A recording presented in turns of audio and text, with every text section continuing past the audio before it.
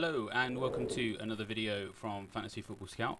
My name is David Munday and, well, this is FPL Sunday with, yeah, you guessed it, it rhymes. You can blame Az for that one. He came up with that shameless pun. You've got to have some advantages to having a name that is literally a day of the week, I suppose. It couldn't quite give me Monday Night Football. I think that's probably a little bit too A-list for me, but yeah, it's great to be back. It's my first video with Scout for a little while. Some of you may remember me. I was the editor of the site for a couple of years and taking a little bit of time off from reporting on football. I really needed that year off. I think a lot of us did, to be honest, with the way that last season was, how much it trolled us. And here we are back again with another season where, well, the trolling is particularly high. A couple of people have noticed already, I am having some mic issues. I'm trying to work on those in the background. I'm finding that if I talk loudly, then the static is slightly less obvious, and I'm told my voice carries, so I'm hoping that I can just shout the static down. So give me a shout if it gets particularly problematic, and I will do what I can other than just talking loudly. A couple of other things. It's a Sunday night. I'm at home by myself with my kids, I think, asleep. So if at any point some young children interrupt this stream, I do apologise, I suppose, but I guess at the same time you guys will probably find it hilarious, so maybe it won't be the end of the world. But that's just to let you know that that might happen. Before we get into some of the other things we're going to talk about, I really want to see in the comments everybody letting me know how their game week has gone so far. I'm looking for anything particularly disastrous or amazing, to be fair. I mean, if you've had like a cracking game week, I really want to hear about it, but at the same time, everybody loves a bit of disaster. So if you really need to share how terrible your game week's gone so far, and you want a listening ear from other people in the comments, and I can try and be as sympathetic as possible as well, do let us know, because we're gonna run through some rough with the smooth in a few minutes. But yeah, as I said, before we get to that, just a little bit of detail in terms of what this stream is all about this season. Really, this is kind of just like an agony aunt, I suppose. You know, the Sunday games have just finished.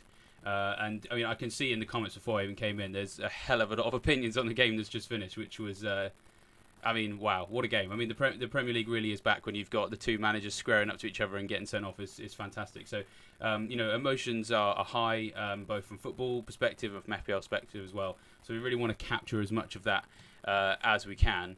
You know, we want to be able to make sure that you have somewhere to vent if your game week is going bad, and when better to vent when it's just finished, or at least most of the time it has. Obviously, we've got a Monday night game that is quite big, so it's a strange week to get started on this. But yeah, anything that you want to get off your chest, that's what I'm here for. And I should just say that obviously Fantasy Football Scout, there's plenty of other content that Fantasy Football Scout does. So if you are a big fan of the Fantasy Football Scout content, then don't forget to like and subscribe, hit the bell notification as well. All of those buttons should be above or below me or something. So yeah, if you haven't already subscribed to Fantasy Football Scout's YouTube channel, then please do. There's some great content on this channel, which I can say that without being, you know, too, you know, bigging up my own head, because everyone else does it all. Everyone else's stuff is fantastic. So yeah, make sure you subscribe for that. I've seen one particular comment in here about Neil and the team news. I didn't quite catch exactly what the comment was, but oh yeah, didn't this lad used to do the press conference news before Neil? I actually didn't do that. I used to be on the Scoutcast, but I can completely understand why people would confuse me with Neil, because we're both ginger. So that tends to happen a lot. When Mark was hiring some new people for the site, he hired me and Neil at the same time. And so I'm sort of wondering if he's got a thing for redheads. So, you know, that is entirely possible. But anyway, as I said, we're going to start by having a look at some people's game weeks. So I've gone through and I've picked out some great tweets so far of how this game week has gone. Some fantastic stories so far, not least in the in the game that we've just had. Reece James. The first conversation topic that I really wanted to get into is if there's anyone who benched Reece James for this game, I really want to see you mentioned in the comments. I'd love to hear like the reasoning behind that as well, because obviously, you know, it's completely understandable that in a big game you're a bit worried about goals going in. Of course, you know, Spurs have obviously scored twice, but it's a big conversation topic, isn't it? When a highly owned, expensive asset ends up on a lot of people's benches, because this just tends to happen. I find in my experience, I generally tend not to bench my expensive defenders. I mean, I right near the beginning, I think I benched Trent a few times, and I benched him a few times, and it caused me issues. You know, Liverpool can see, but he still get a goal, and it really hurts. And I guess it's sort of the lesson that it was always sent to me is that if you back Reece James enough to have him in your team when they've got Spurs in game week 2, then in my opinion, really should be starting him. Although, I'm a little bit of a hypocrite because I actually don't own Reece James at all. And so when he did score that goal, that was quite painful for me. We'll come on to my team in a minute, and my structure is very different. But yeah, anyone who's benched Reece James, I want to hear from you because, yeah, I'm sure that was quite painful when that goal went in. FPL fella there, one such person on Twitter. Another, I love this one. This is one of my favourite stories of the game week so far. Luca Digne, the troll that will not stop giving. I love this guy. From an editorial perspective, this guy is absolute gold dust. I'm never going to touch him. I don't want to go anywhere near him having him in my team. But I think I'm right in saying that last season, whilst playing for Everton, he scored for Aston Villa, so got himself an own goal there. And this season, now that he's an Aston Villa player, he's now scored for Everton as well with an own goal. And what I particularly enjoyed about this tweet is that one such person who owns Luca Digne is our very own Az Phillips. And so, you know, any chance to give him a bit of jip, I'm going to give it to him. But wow, Luca Digne. If there's anyone else out there with Luca Digne in your team, let us know in the comments because, yeah, I feel your pain big time. I'm slightly amused by it as well in a kind of German Schadenfreude way, but at the same time, I do feel for you as well. What else has happened so far this game? Yeah, so Man United as well. One particular talking point that people are already thinking about is the fact that we could end up with a very big score for Salah, Alexander-Arnold, Robertson, Darwin next week when they play Man United, because Man United look an absolute shambles at the moment. And what's quite funny is that for all the targeting that we were going to do of, like, what was it, Bournemouth and Fulham, you know, and Nottingham Forest, we're at the point where people are possibly going to start Andreas Pereira and Neco Williams next week. And just basically sign whoever's playing Man United. You know, they've got Southampton, Leicester, Arsenal after that Liverpool game. So Maddison, Jesus, you know, all sorts of options here that could go through United. Because as this tweet says here, there's 6 players on negative points so far for this season, and 3 of them play for Man United, and that's Maguire, Shaw, and Martinez. So yeah, Operation Target Man United is a go. We've had some people get in touch about Reece James. So Brian Hantman says, I almost benched James, but luckily thought better of it. Well done. Good man. Sometimes those gut calls end up being rewarded, especially when it's close and you like nearly did it, but then you didn't do it, and then the goal comes in. It actually feels almost twice as sweet, doesn't it? We got Sean Morrissey says he benched Perisic for Bailey, which seemed reasonable until the assist. Of course, it's not quite the same as Reece James, but it's still frustrating.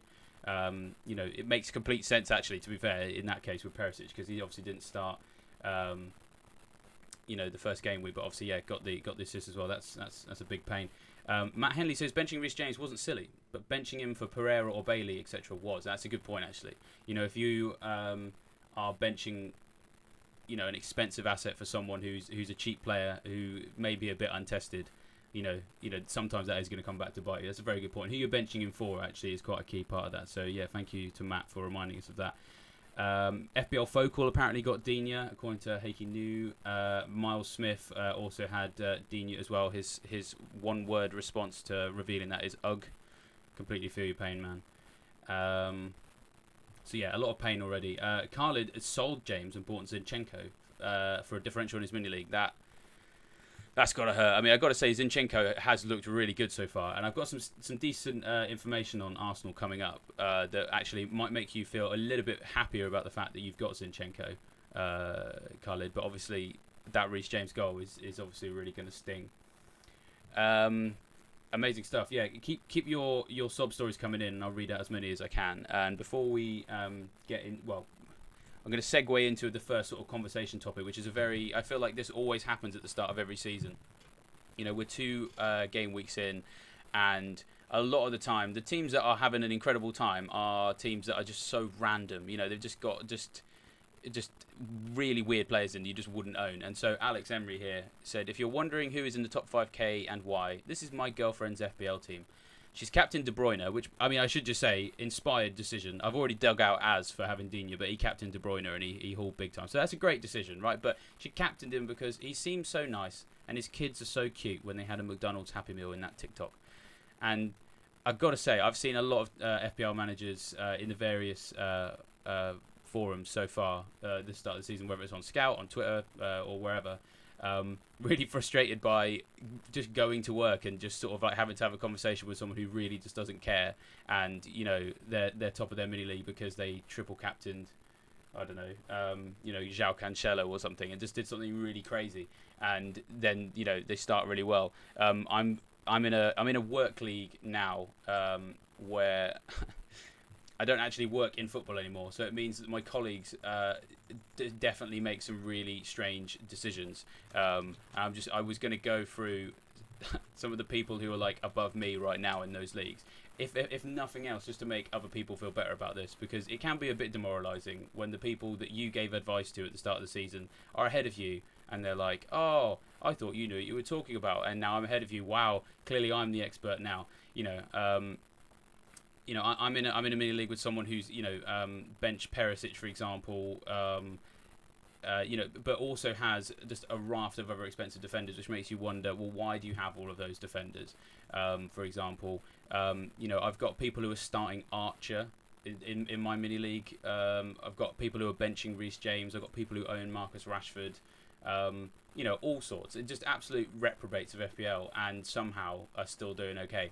It's deeply frustrating. It's really annoying, but it's just what happens at this time of year. It's always gonna even out. And the other thing as well is when people make transfers at this time of year, the logic behind them is always a bit strange as well. And again, I'm always amazed at how surprised people are when Game Week 1 and Game Week 2 are completely differently. I mean, I can still remember, was it Steve Mounier?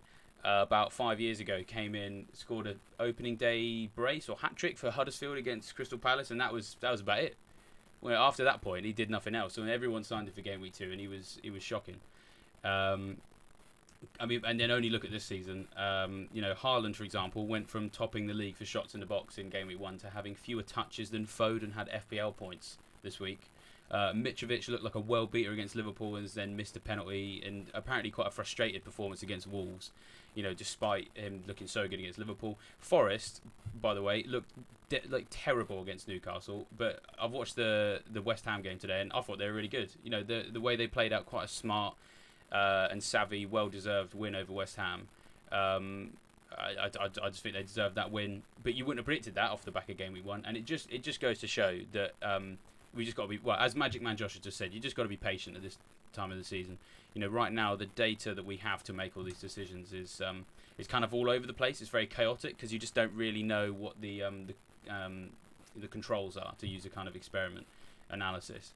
You don't really know what you're comparing it against, and you have a small sample size. It's hard to make big decisions on.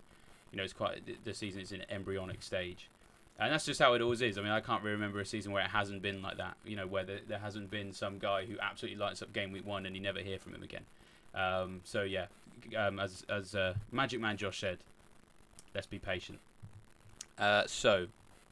Moving on then to my team, and as I said, if you have more sob stories or victory stories of this game week, I'll get to those in just a second. So here's how I'm doing so far. You've probably seen from the little graphic that I've got that I've got a green arrow this week, which I'm very proud of, and I've gone up to 914k, which would be laughable if we were in Game Week 25, but thankfully we're in Game Week 2, so I'm quite happy with that. My good friend Joe, who I used to do the captaincy videos with, always said to me, if after the first four game weeks you can be in the top million, you can't really complain with that, because it's everyone's so close together that it's not too bad. So I, like many people, am on the Leicester goalkeeping double up of Iverson and Ward. I'm entirely confident that Iverson Ward is the part of the hospital I'm going to end up in when that backfires with this new goalkeeper. But I'm keeping the faith for now, because obviously the amount what you can do elsewhere when you have just those two goalkeepers is actually quite nice. And so, well, this is where I always get pulled up when I share my team, and has shared my team in the last few weeks, is that I'm big at the front and I'm not big at the back. Reece James is a glaring omission here, and I was actually really smug about it until that goal went in. Absolutely terrible defending from Spurs, where they just did not notice the fact that Reece James was, playing, right-sided inside forward. That was painful. But the second goal for Spurs obviously was quite nice for me because it took a point off him, and it was got points for Kane as well, which I'm quite happy with. Cancelo and Alexander-Arnold, I kind of feel like at this point they're sort of self-explanatory, really. But the one that I feel like I've got a little bit lucky with is Sven Botman. I'm still working out which Batman jokes to go with this guy. I feel like singing the Batman theme tune and then just shouting Botman is better done on Twitter than on a YouTube stream. So I'll save you that particular meme for today. But I got very lucky with it because he didn't start game week 1, and it looks like Eddie Howe has said that it kind of implied, I guess, that Botman was going to have to wait to get into the team because Byrne and Cher have started the season so well and obviously did very well together last season. And it looks like the only reason that he's gone into the team is because Matty Targi got an injury. Dan Byrne then moved over to the other side, and then Botman was able to play and get a bonus point, which is quite nice. Bit lucky there, but we'll take each week as it goes. And I'm just quite happy to be invested in the Newcastle defence. I mean, just going back to my team structure. You'll notice I've got Williams on my bench, who I'm probably going to start next week, to be honest. Patterson as well, and rotating that third one between those three is something I'm quite happy to do. Basically, because of what it has allowed me to do further up in the team, which is have slightly more money invested in them attacking assets. Here we go. We've got someone on the Batman jokes already. Murphy says Jingle Bells, Botman smells, Iron Robin laid an egg. Very good, man. Nuclear Atom says the Batman joke doesn't work for me. Sorry. Okay. My apologies. Some people said that about the Dark Knight Rises, but we won't get into that on a football stream. We'll have to save that for a different day. But yeah, so in the midfield then, the midfield actually to be fair looks quite light with Salah, Martinelli, Bailey and Neto. I've got a section later on midfielders in that bracket. I know there's a lot of itchy fingers when it comes to Bailey, for example, and possibly around Neto as well. So we'll come on to that in a little bit. But yeah, Aninda's made a good point there.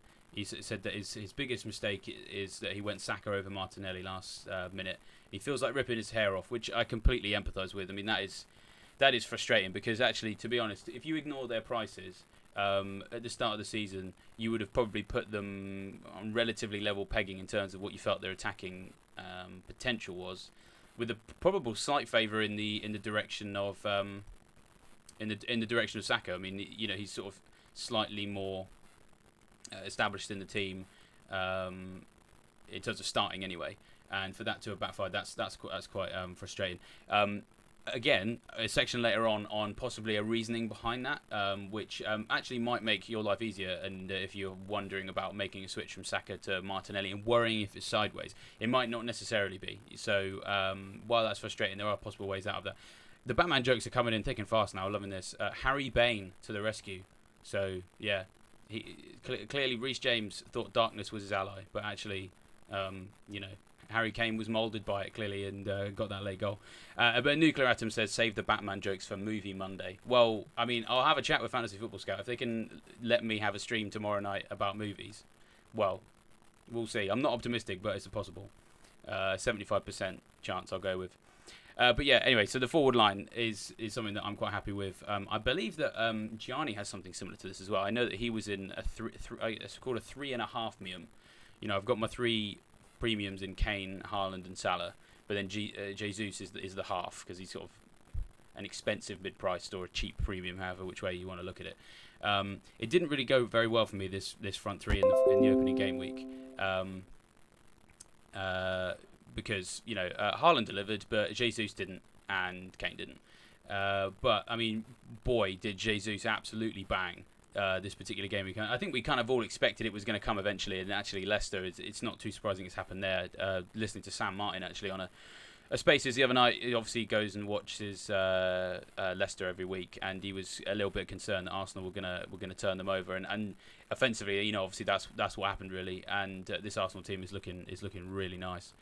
Haaland obviously didn't exactly go for the big guns as we'd expect, but a couple of people have mentioned already actually that Haaland was very close, very, very close indeed to probably getting a goal if Foden had squared it. And I think Foden actually got substituted for not passing it to Haaland. Which actually, when you look at that in the long run, the fact that that Guardiola is tempted to like sub people off because he didn't pass to the person who you've captained. I mean, that's actually a pretty good place to be, especially when it's the best attacking team in the league. So whilst that's not as many points as I was hoping for, and it's entirely possible that Salah's going to smash it against Palace, I don't really regret that decision too much. And the Kane, I can't believe I've come out of that game with 6 points. I mean, Spurs looked rubbish for most of that game.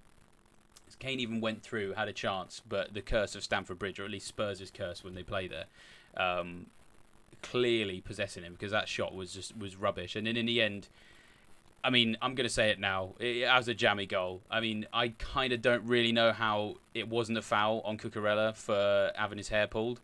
I can't believe that that's been looked at, and at the very least not been a free kick, let alone a red card or a yellow or something. And so it's so jammy. It's so jammy, that Kane goal, but I'll take it. We're going to talk about the Sunday drama in a little bit more detail later in the show. If you have Kane still, I know that a lot of people don't. I would be really fascinated to hear what people are doing with Kane, because obviously they haven't looked great so far. But the 6 points and the possible fires in midfield might make you tempted to keep him. So if there's anyone out there with strong opinions on what to do with Kane, do let me know.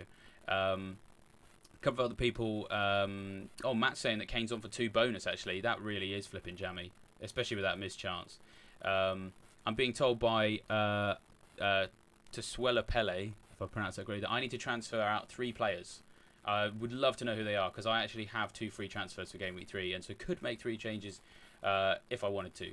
So if you've got any suggestions, very happy to listen to those. Harry Dawson says, stay off Harry Bane. It's like poison ivy. So the Batman theme continues, clearly. And Inda, obviously, reminding us that 1 more pass from Foden and Haaland would get 7 more points. That's a fair point. So I don't really think people are too worried about him. So what I'm going to do now is I'm going to take us through Fantasy Football Scouts scout notes, because as I said, the one of the reasons why we wanted to do this stream was to kind of capture as much as we could about the weekend's action as quickly as we possibly could. So as soon as those games are ended, let's roll our statistical sleeves up and have a look at what has been going on in the league right away. So we kind of already have an idea of how things went, what we think is going to happen in the next game week, and move on from there. And really what I want to do this is I want to really point everyone in the direction of Fantasy Football Scouts scout notes. I think they're an amazing part of Fantasy Football Scout, which I feel like I can get away with saying that now that I'm not the editor anymore, and I just do 1 video every Sunday. And I didn't even come up with this. This was something that Mark came up with years and years ago of effectively match reports. That go instead of a focus on the result and some of the, I guess you could call them, match of the day talking points. Was this bad defending there? How many times can we get Alan Shearer to say superb in the same sentence type thing? We're not interested in that. What we really want is some key details about our FPL assets. How did they get on? Are there any factors in those games that could potentially highlight that this person's going to do particularly well moving forward, or this person's appeal's gone downhill, so to speak? They're really, really useful, and I sometimes worry that not enough people know about them. And so I really wanted to showcase some of the stuff that Neil and Tom, who are the 2 editorial head honchos at the moment, have been getting up to. And it's one of the advantages, I think, about Fantasy Football Scout in terms of what they're able to do on a weekend, right? Because they are able to just have someone just work a full-time shift on a Saturday, just watching all the games and looking out for this stuff. And it does mean that in a lot of these situations, we're able to notice some really fascinating stuff about fantasy assets that we all care about. So I've done like a screen share. I've done like a screen capture of this is Neil's article from yesterday, summing up 2 of the big games that we had on Saturday, and we'll have some stats on some of those games as well. Some people saying that the text is a bit small in this. Yeah, that is probably a fair point. I will see if I can make it bigger. If I do this, it might make the text a bit bigger, and we just chop out the sort of stuff on the edge, because it's all sort of like very column based, so to speak. So few technical errors here. Is first time, so I hope that you will forgive me. Yeah, Michael Anderson just pointing out. Yeah, I'm having some slight issues with the static, which I'm noticing that they tend to go away when I talk louder and for longer. So as long as I keep talking, I'm hoping that it's fine. But if there are any issues, do continue to let me know. So Arsenal versus Leicester then. Let's have a look. Some interesting stuff here. So Jesus, I mean, let's be honest, we've all got Jesus. So I mean, maybe it's not that much of an interesting thing to know. But anyone who doesn't have Jesus and wondering if possibly it's not sustainable, well, what we discovered in this game is that his totals for penalty box touches, for goal attempts, his shots in the box and big chances are unbeaten by anyone in Game Week 2 at the time of writing, which I believe was before the Chelsea game. And of course, up next for Jesus is Bournemouth and Fulham. So, you know, if you're not already on Jesus and you have a route to Jesus, you know, the stats are showing us this guy is on fire. And, you know, I would be very, very nervous about not owning him, basically. To quote a religious phrase from America, y'all need Jesus. So, yeah, let's go with that. I mentioned earlier that, I can't remember who it was, but someone had gone with Saka over Martinelli at the start of the season in a decision that actually, as I said, I think made a lot of sense at the time. But what we're already discovering is that there is a lot of focus at Arsenal in the first two games down the left-hand side. So I've just scrolled down, and hopefully people can see this heat map that's in this article that shows that Arsenal really favouring that left-hand side. And that has helped the likes of Martinelli, who plays on that flank on the other side from Saka. Obviously helps Jesus as well, because obviously he's central and he's kind of at the thick of all of this action anyway. But helpful for Martinelli, also helpful for Zinchenko. So anyone who started with Zinchenko obviously got a very handsome haul in Game Week 1. Probably feel a little bit unfortunate not to have got a bigger haul, in Game Week 2. And as I said, that's because Arteta seems very focused on this left-hand side, which unfortunately seems to have left Saka in the cold a little bit. But there's someone that Neil has pointed out who, I mean, I wouldn't have even considered if Neil hadn't mentioned this. So again, big kudos to Neil for this. Is that's also seemingly benefiting not Saka but Granit Xhaka. Playing in the midfield, who is operating as something. He's the left-sided sort of number 8 in their attacking system, and obviously Arsenal's fixtures look really nice. You know, we've got people mentioning here. So Sean has said, I reckon a lot of people are going to captain Jesus in the next game week. I mean, yeah, absolutely. I mean, with Bournemouth and Fulham up next, why not? It's look fantastic. But when you sometimes get these early season bandwagons and everyone's on Jesus, right? And Martinelli is at the moment seemingly the sort of Jesus is the shield. He's your EO shield, protecting yourself against everyone else who owns him. And Martinelli helps you turn that into a sword, to use one of Joe's Scoutcast analogies.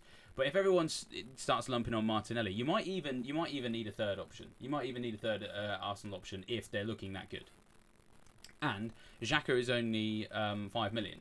And so we're going to talk about Bailey in a little bit more detail a bit later. But already, you know, if we're looking at Xhaka as a potential replacement, I don't really think he's that bad of an option, because he is very focused in these attacks. He's got a goal and assist so far already this season, and the only Arsenal midfielder with more points in him so far is Martinelli. But there's only 2 points in it, so Martinelli only has 2 more points than Xhaka so far.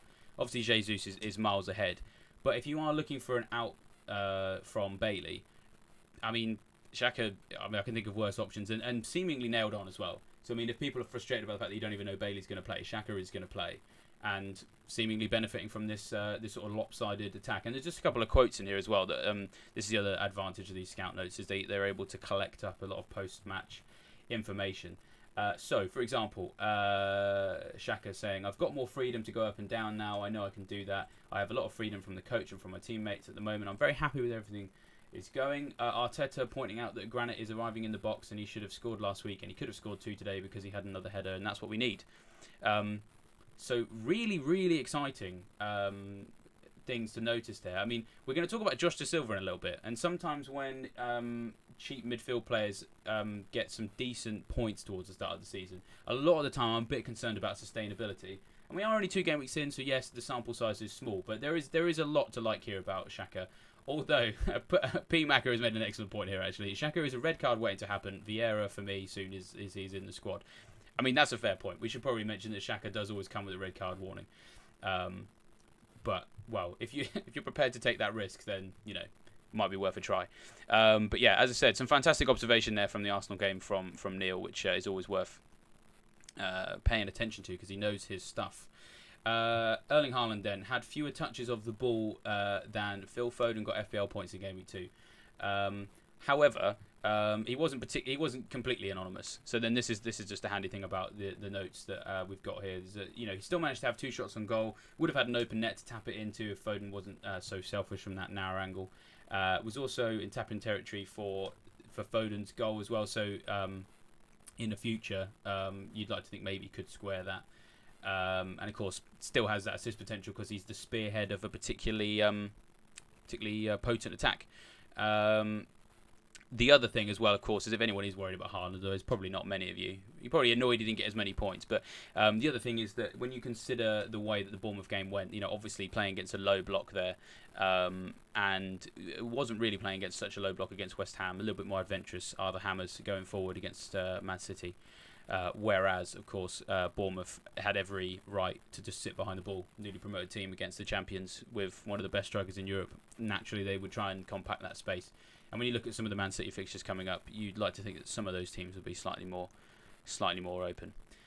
So as I said, whenever you have just finished watching a game or and wondering you know what analysis you can get on that, make sure you always check out Fantasy Football Scout notes. They are, in my opinion, the best thing about the Scout website. Always have been, always will be, and they tell you everything you need to know about what's happened in really intricate detail. Pretty much as soon as the games are finished. It's worth saying that some of the information in that article that I've just shown you there is members only. So if you want to be able to read those articles in that level of detail on a regular basis, then do consider signing up to Fantasy Football Scouts Members Area. It's a fantastic piece of kit, so to speak. My first season working for the site, I spent 8 hours a day in there. 24/7. 8 hours a day, and had the best finish I'd ever had. Finished 17k, which was a massive improvement on where I was before. And my three best finishes in FPL all came when I basically spent my entire life inside the members area, to the point that I basically was paying a mortgage in there so that I could live there full time. So if you want access to that information on a regular basis, so that you can manipulate all of those tables that and heat maps yourself, then, and if you're not already a Scout member, then do consider signing up. So, a lot of people are talking about Bailey, and so we are going to come to him next. What to do with him. Lots of questions about what to do with him. This is a really frustrating one because I think most people would say that actually having him from the off wasn't a bad decision. You know, there's been a lot of, dare I say it, heated discussion about the concept of variance and optimal performance in fantasy football over the last week. I'm not going to comment on any of that. I'm going to specifically talk about what's happened here. Is that, yeah, I think it was a good decision. I mean, I've still got Bailey in my team, and you know, he didn't look terrible against Bournemouth. He looked good enough to definitely start against an Everton team that looked really bad. And of course, when you consider that he did really well in pre-season, Gerrard put out some fantastic quotes that really just highlighted this idea that he was like, you know, the next big thing for them. The fact that he's been benched for this game is deeply frustrating. And in terms of what that means going forward, I think the main thing to consider, to be honest, is what shape that Villa attack is going to have. So if you're wondering about what to do with him, and you maybe hadn't seen the game, or just, you know, been a bit busy this weekend, haven't had a chance to really get stuck into what that Villa team looked like. Obviously, it was Watkins and Ings that played up front in a front two, which obviously is quite a narrow attack force. And Watkins smashed it, by the way. I thought he was great. I've always thought that Watkins is a very talented young man. I actually watched him play for Exeter 5-6 years ago in League Two, he was kind of a winger back then, and so I was watching him play against Plymouth Argyle. It was a Devon derby. Exeter were losing 1-0 at home, and in the last 10 minutes of that game, he scored 2 unbelievable goals, like 2 absolute worldies to win it.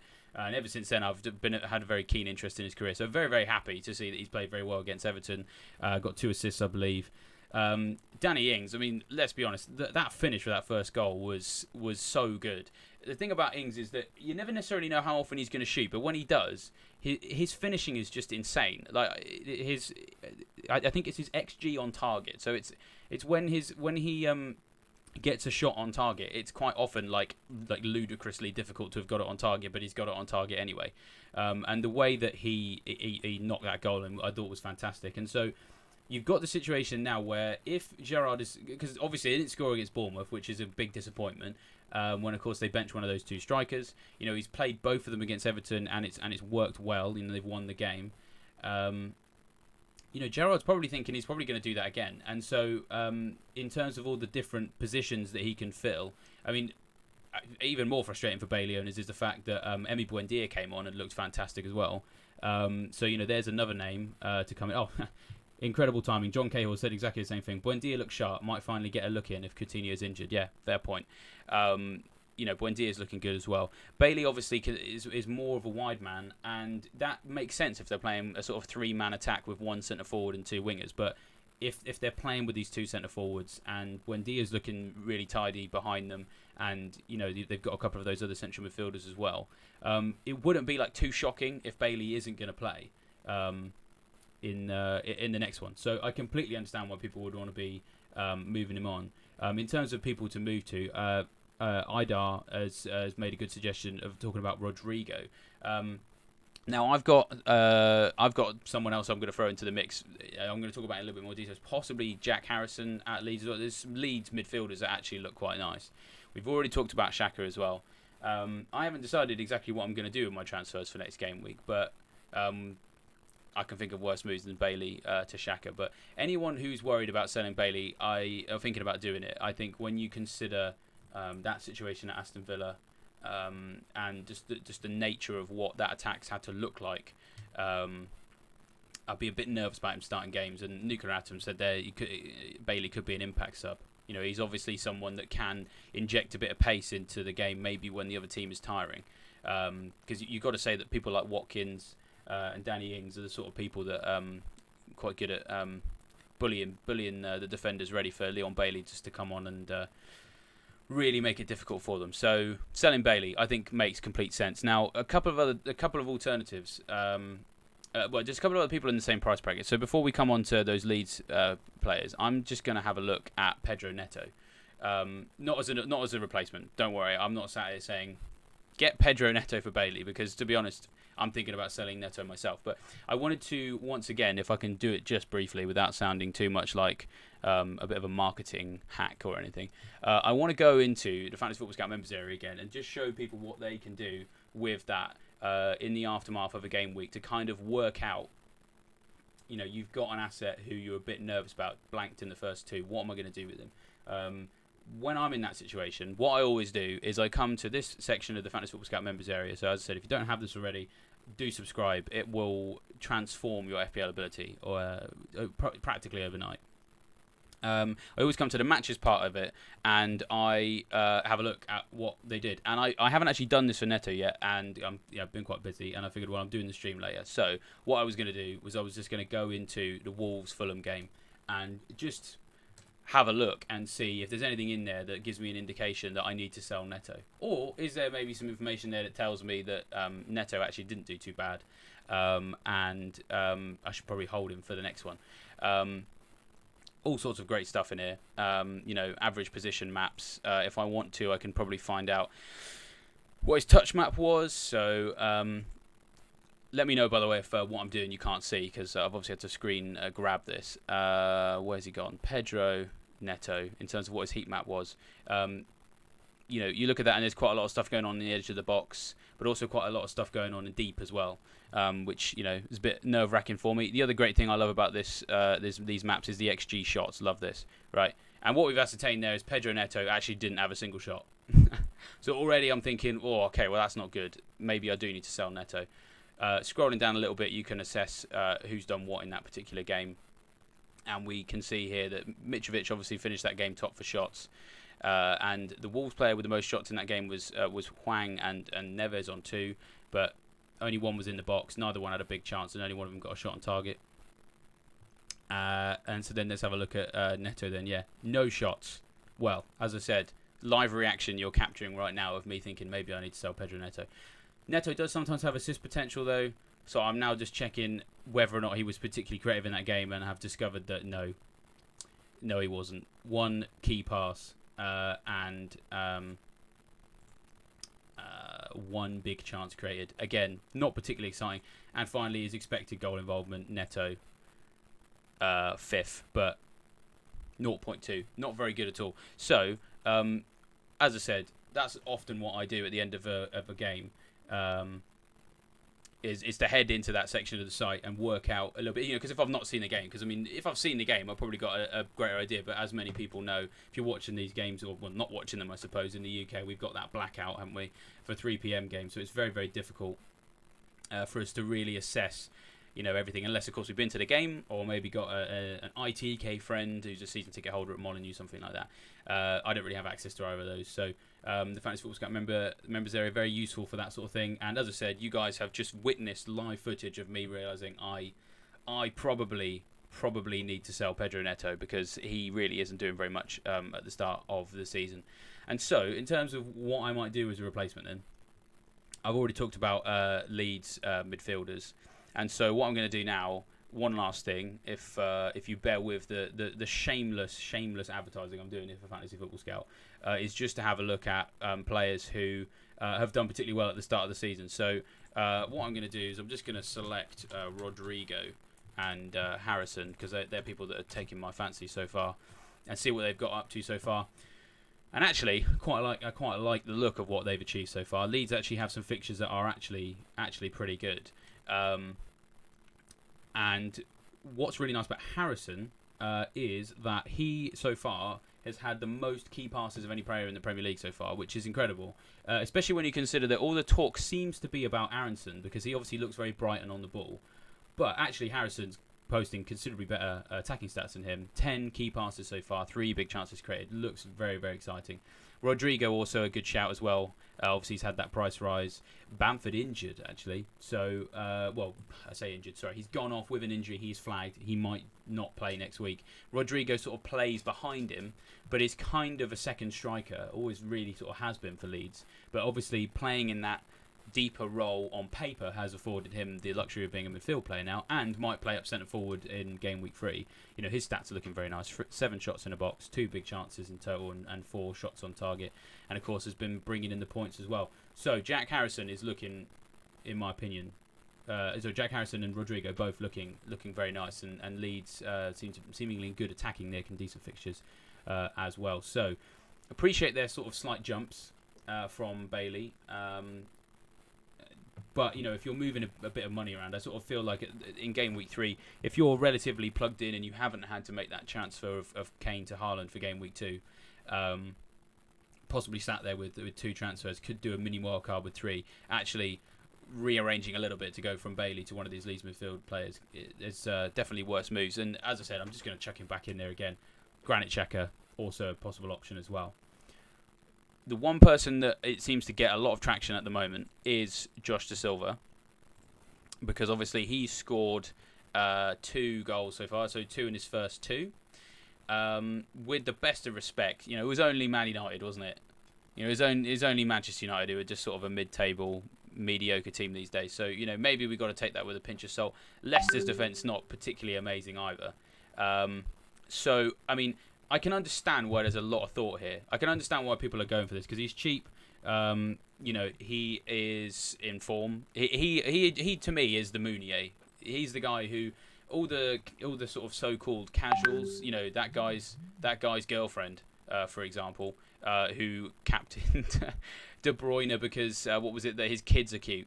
It's these people. They're the people going after Josh Silva a lot of the time, and it's going to force his price up. And I've seen a lot of people a bit nervous about that. I need to get on him before the price goes up, etc., etc.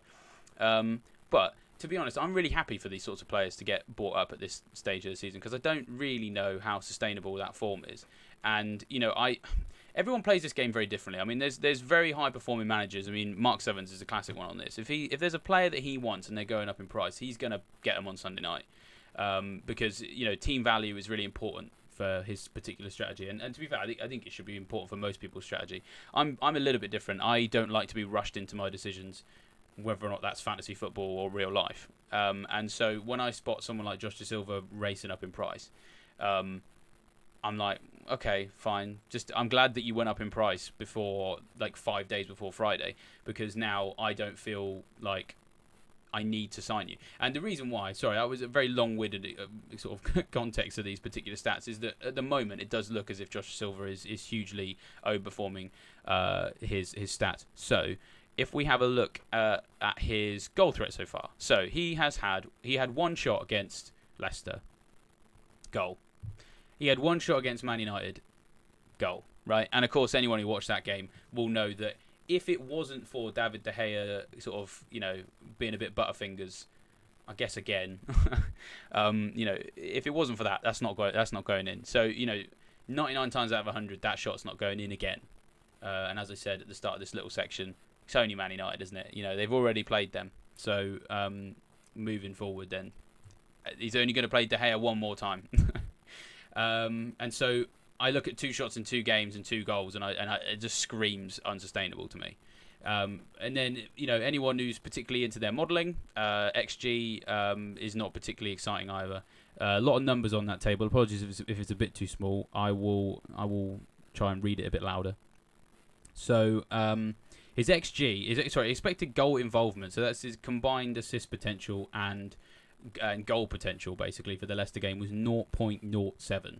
So it meant that in that game he overperformed against it by 0.93. That's huge. And the fact that he's basically gone and recorded an even similar stat against United just tells me that Josh Da Silva is a possible trap waiting to happen. Because if he keeps up stats like that, he isn't going to score because he's not going to score every game anyway. And of course, a couple of people mentioned in the stream as well. I mean, really, Neil is your expert on this. So do make sure you're keeping an eye on his team news videos every week. They are invaluable to you if you're a fantasy football manager. So as I said, speak to him if you want absolute cast iron authority on this. But he's not necessarily completely nailed on to start every week. And of course, they've just signed Damsgaard as well, who comes highly touted actually. He's a good player. So that's just another name to chuck into that midfield battle that could force him out of the team. So if all of your colleagues at work who are above you in whatever your work lead is called are all going for Josh Da Silva, just let them go for Josh Da Silva because I personally think that he could be a bit of a flash in the pan. As there's always one at the start of every season. There's always a bandwagon who gets 2 goals in 2 and then disappears. So I think that's Da Silva this season, and I'm sure after this sort of, I guess it was a rant. Apologies for that. I guess after this so-called rant, he's probably going to score in each of his next 6 now. So I'm eagerly anticipating the Fantasy Football Scout social media team clipping this up and sticking it on Twitter with the eyes emoji in about 6 weeks' time. So, I know what your plans are, guys. I spotted them coming. So, before we finish then, and I'm going to do a bit of Q&A towards the end as well, just want to talk through some of the Sunday stuff as well. I don't have as much data on this because obviously, so it was only really just happened, and I was watching both of these games with my kids. And so rather than spotting who's touching the ball there and who's moving it there, I'm answering questions like, which team plays in blue again? I thought that Chelsea were the white team, and all those sorts of questions. So bear with me if my information here isn't quite as detailed as for the other games. Where I'll start with is Nottingham Forest. If anyone's got any thoughts on Nottingham Forest players, love to hear those in the chat, because I want to just double check that I'm not going crazy. Because in game week 1, I thought that they looked shocking. With the best respect to Forest and their fans, I know loads of Forest fans, so I'm not saying this to be horrible. I just didn't see much about them. I felt that they were really, really outclassed by a Newcastle team that is good, but I didn't think it was good enough to completely outclass a team that had come up with quite a lot of fanfare in Forest. And so I was kind of expecting that West Ham were just going to go and muller them. I think in my Super 6 I went for 3-0. But I mean, wow, what a performance! I mean, the captain at the end of the game said that the City ground is a bit of a fortress, and it's entirely possible that could have been what transformed it, because the atmosphere was amazing. I mean, I watched some of their videos before the game, and I've got to say, I'm not even a Forest fan, but I was tearing up a little bit. I mean, just like the history of this club coming back from where it's been, but what it's done in the past, and so many influential football names, in players and managers and pundits and all sorts of. So many of them have had involvement in Forest, so it really is just amazing to have them back. And you could that was really tangible in the atmosphere for that game in a way that I really enjoy that sort of thing. I mean, as many of you know, I love a great narrative. So the narrative for this game was great, and maybe that's what pushed them over the line for this win. I don't know. We need to see them play a few more games before we work out whether or not they're a home and away team. But I just thought that they thoroughly deserved that win. And one person who particularly excited me was Neco Williams, who wearing the number 7 shirt. So, lad thinks he's Cancelo. But to be fair, he wasn't far off. I mean, he was making a lot of adventurous runs, causing a lot of issues. 4 million he costs, because of course he was at Liverpool when they did the prices. And, in their next game week, I think it's Everton, who obviously... they don't have a particularly functional attack right now. 2 games in, the only person who scored for them is Luca Digne, and he doesn't even play for them anymore. DCL's out for a while. Dele Alli just looks completely out of his depth as a centre forward. Rondon's come back in, but of course, there was a brief spell where he did all right at Newcastle. I think I remember owning him at one point in my particularly adventurous times. But I mean, you've got to say that if you're looking at your defence and you actually kind of feel like you need to bench someone, like for example, if any of you've got Trippier, you're maybe a little bit worried about starting him against Man City. So I've got Botman or Batman or Bruce Wayne, whatever you want to call him, and I don't want to. There's no way I'm starting him against Man City. So I need to bring someone in, and I was thinking it was going to be Patterson before that Forest game, because as I said, they didn't really offer anything against Newcastle. But then watching the way they played against West Ham, it's making me think that actually if I start Williams instead, possibly could get a double-figure haul like that. And I'm not saying I'm going to get one. I'm not even necessarily saying it's on the cards. But the way he played today, I mean, I don't really think a double-figure haul would have been off, particularly an outrageous eventuality, just because the way he played was great.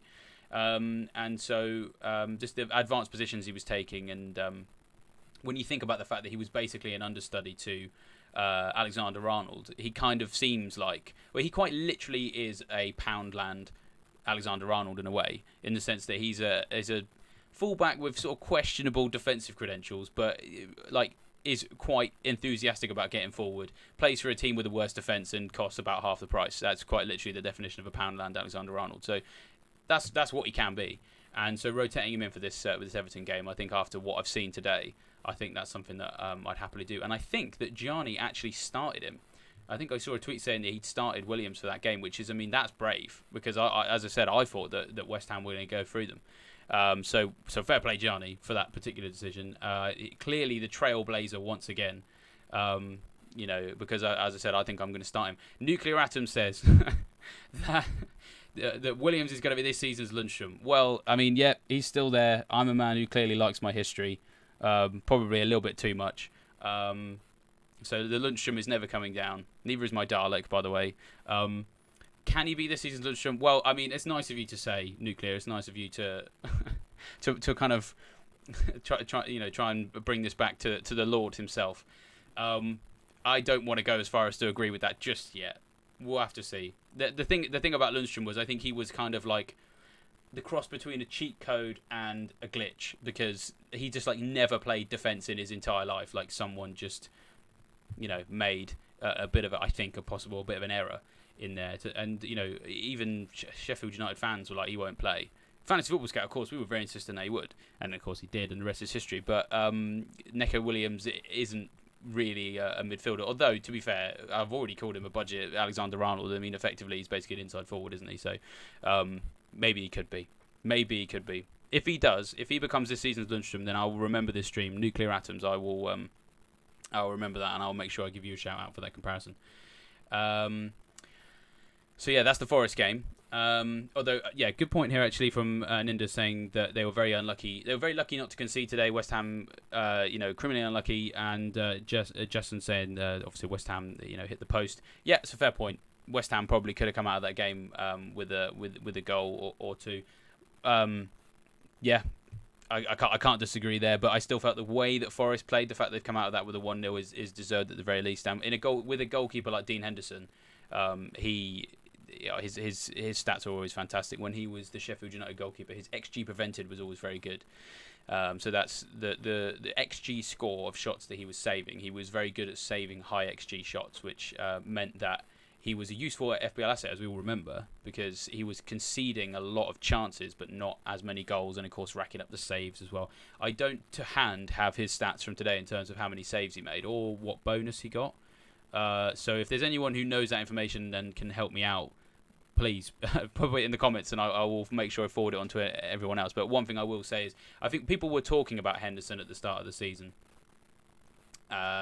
as a possible 4-5 for us to look at some point. And from what I've seen today, I mean, it's early days, but I think at some point I might own Henderson because this Forest team is going to concede chances, but they are going to get blocked a lot because they've got a good goalkeeper and they've got quite a workmanlike defence, because they've got to have it. They've got to have that. You know, they're a newly promoted side. They know that they're going to be on the back foot in a lot of games, and so they are, in my opinion, relatively well equipped to deal with that.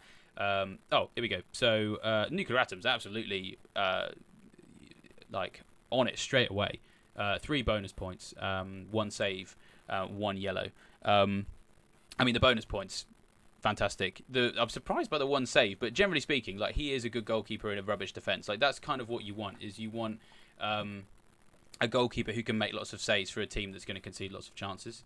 That's in my opinion what the best 4-5 is. You know, that's what Nick Pope used to be back before he was trending on Twitter, back in the good old days when only really football fans knew who he was. You know, playing for a Burnley team that conceded lots of shots, he made lots of saves. You know, that's what you want from a 4-5. And if Forest can have more home games like they did today, then Henderson's looking pretty good. So, yeah. In terms of then the Chelsea Spurs game, what I wanted to talk about first, I suppose, is Harry Kane. If there's anyone out there who I've made a mistake. It was 4 saves, which means 1 save point for Henderson, actually, which is considerably better. That is the sort of stats we want to be seeing.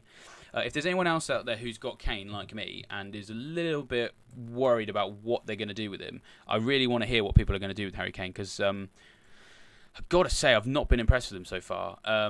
The first game, obviously Spurs have scored 4 goals and he's not been involved in any of them. So a blank against Southampton for him is quite surprising, in my opinion. He historically has done quite well against them, and didn't do particularly well in that game. I was a little bit encouraged, but I was speaking to Lucy Hynett, who obviously is a quite well-known Southampton fan, on Twitter. Watches quite a lot of their games, I think, although she lives in Sheffield. Was saying that the reason why Kane didn't do very much in that game is because Southampton played quite a narrow formation, and that's actually why the wing-backs had quite a lot of joy, and it meant that it was quite compacted in the middle, so it meant that Kane didn't see a lot of the ball. I was quite happy to go with, okay, fine, maybe just in this one game. But then, as I said, this Chelsea game, I thought that Spurs were going to give this a lot more juice than they did. I know that Chelsea are a decent team, and it is Stamford Bridge, but we went through and had that chance, and he put it wide. Didn't see that coming. There's an element of jamminess, as I said, about that final goal. It's not going to happen every week that he's going to nod a goal in like that. And also, as I said, in my opinion, they probably shouldn't have even had a corner anyway. It should have been a Chelsea free kick and possibly a red card.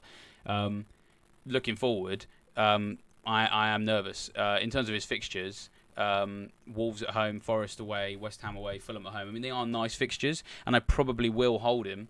But I mean, as a couple of people have mentioned, actually, there's a couple of people I should make a... I mean, there's loads of them who've said this throughout the stream, and I didn't give them a shout out at the time, is that kind of all eyes are on Darwin Núñez, right? Because if he absolutely bangs in game week 2 on Monday night against Palace, which is entirely possible that it will happen, because he looked very, very tidy against Fulham, changed the game, really, for Liverpool, came on and just helped make them considerably more direct.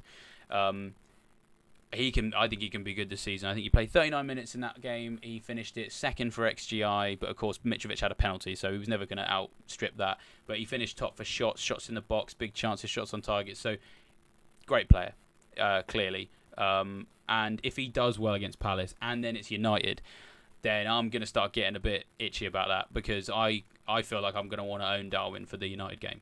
And Liverpool's fixtures aren't exactly too challenging beyond that. So I suppose in a way it's a bit of a wait and see on Kane. If Darwin lights things up, then maybe that's my what I do next.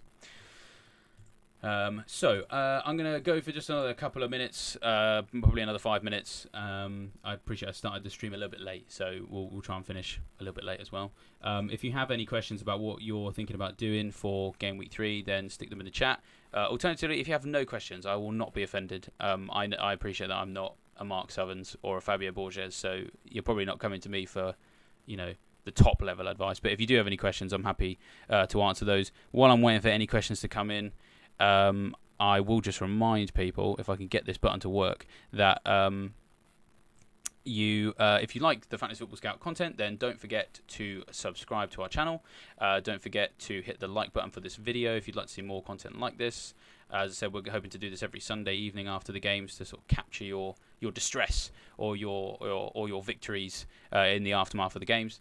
Then do like this video, subscribe, hit the bell button so that you don't miss any of this stuff. We've got some questions, which is great. So Joshua Griffith says, Zinchenko or Reece James? Well, I have already sort of alluded to how exciting Arsenal look down the left-hand side. Zinchenko, obviously cheaper. I'd go Zinchenko there, personally. I've already mentioned that I might be going Xhaka as my third Arsenal player, but if I was a bit scared of the red cards, I'd probably be looking at Zinchenko personally, because the thing about Chelsea is that some people, I don't really want to pay that extra million, basically, because I don't think that defence is necessarily as good as it was last season with that Rudiger. And Arsenal's defence, even though it didn't keep a clean sheet against Leicester, they weren't that troubled, and it was kind of a bit jammy that Leicester got 2 goals. So I wouldn't be too shocked if Arsenal get more clean sheets than Chelsea this year with the way that they've been playing. So Zinchenko for me there. The best 8 million regular starter midfielder for long term apart from Saka. That's a tough one. I mean, I hate this midfield bracket. I have brackets in every sort of position that I really just can't stand. And for defenders, it's anyone priced around 5 million, he says, after just recommending Zinchenko. For strikers, it's anyone around 9 million, he says, after recommending Darwin. Yeah, midfield is like the 8 million ones are the ones that I always struggle to really get too excited by. I mean, Kulusevski looks pretty good. Personally, I think Maddison also could do okay. He's got attacking returns in the first 2 so far. And actually, when you look at his fixtures, Southampton at home, I mean, I think Leicester can go through that. Someone asked me earlier about Vardy, by the way, could possibly also do well against Southampton. I mean, I've got to be honest. The way that Chelsea have conceded those goals today, even in games they've controlled, because Chelsea were very on top of that game, still conceded. So I do think that that Leicester can score there. And of course, Leicester have Man United in Game Week 5, who are shocking. So James Maddison could be a good shout there, possibly as well. I would have suggested Foden, but he's got in big trouble over the weekend because he didn't square to Haaland. So maybe not him. I'll take one more question because I appreciate I've gone over time a little bit. Jesus or Salah captain? A little something from my roots, yes. A nice little callback there to my days doing the captaincy video with Joe.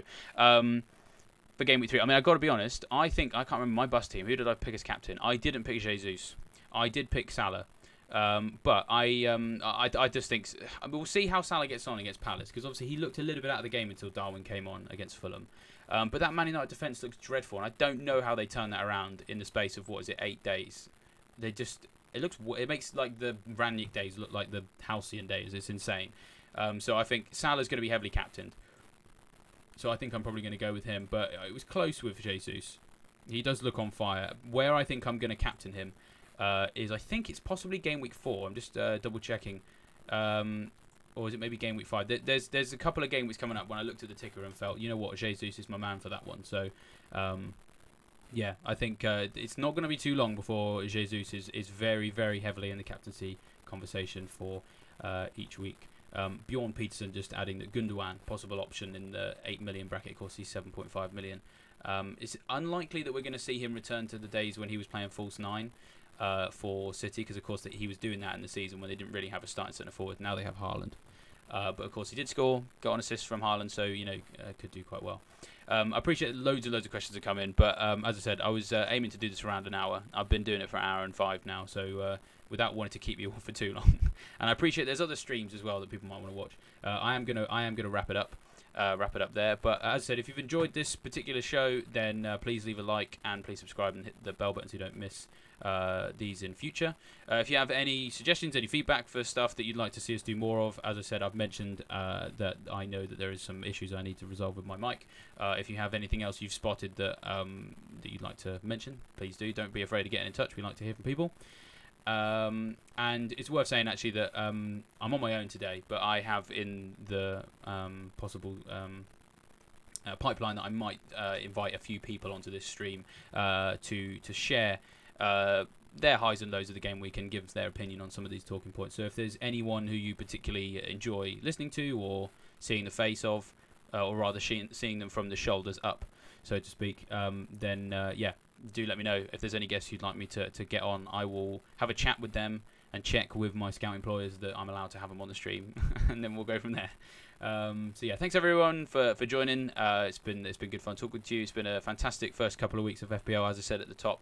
Fantastic to have so much highs and lows, and we've got some great things happening. We've got some troll-tastic things happening. That's what FPL is all about. It's a roller coaster, and it's very much back. So as I said, please like, subscribe, hit the bell button, and I will see you this time next week.